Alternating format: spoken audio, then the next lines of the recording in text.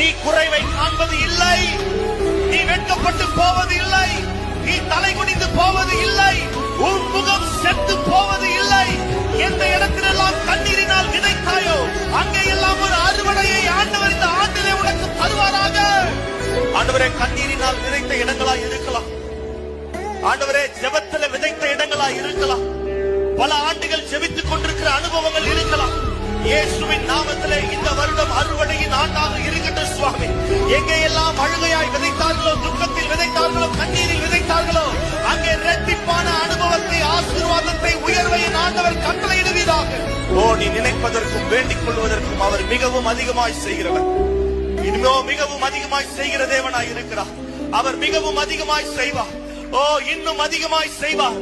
உன் நினைவுகளுக்கு மேலாக செய்வார், உன் ஜெபங்களுக்கு மேலாக செய்வார்.